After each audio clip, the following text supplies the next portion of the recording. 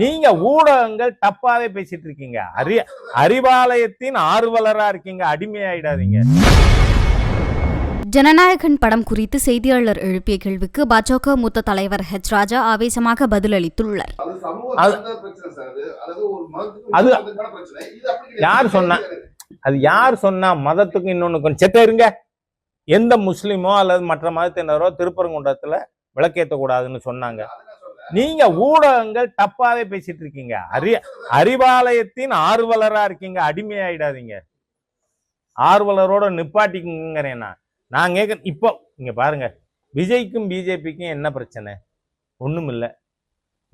கரூர் பிரச்சனையிலேயே நாம போலீஸ் தப்பு பண்ணியிருக்கு, அவங்க சரியா நடவடிக்கை எடுக்கல, அவ்வளவுதானே சொல்லியிருக்கோம். இதை நான் சொன்னதுக்கே ஏதாவது அன்னைக்கு நாங்க விஜய் அப்படின்னு ஏதாவது எழுதுவீங்க நீங்க? அதனால இல்லைங்க.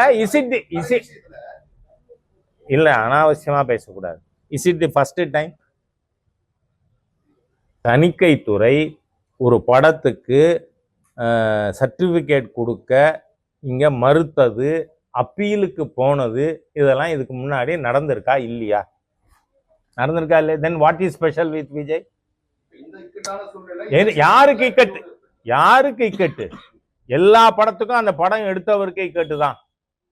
நான் கேட்கிறேன், நிலை மறந்தவன் கேரளால மலையாளத்துல வந்த ஒரு படத்தை நிலை மறந்தவன் ஒருத்தர் தமிழ் இது பண்ணியிருக்காரு, டப்பிங்.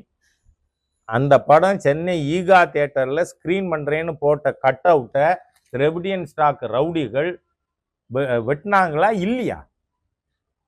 நீங்க எல்லாம் அப்ரூவலுக்கு அப்புறம் பண்றீங்க அழிச்சாட்டியும். இன்னைக்கு அதோட இல்லை, நல்ல வேலையா இந்த கேள்வியை எழுப்பியிருக்கீங்க. இது விஜய் தொடர்பாகவே இல்லை. எந்த படமாயிருந்தாலும் தமிழகத்தின் ஆளும் கட்சியின் முதல் குடும்பத்தின் தயவு இல்லாமல் தமிழ்நாட்டில் ஸ்கிரீன் பண்ண முடியலைங்கிற சூழ்நிலை இருக்கு. செய்திகளை உள்ளது உள்ளபடி தெரிந்து கொள்ள ரெஃப்ளெக்ட் நியூஸை சப்ஸ்கிரைப் பண்ணுங்க.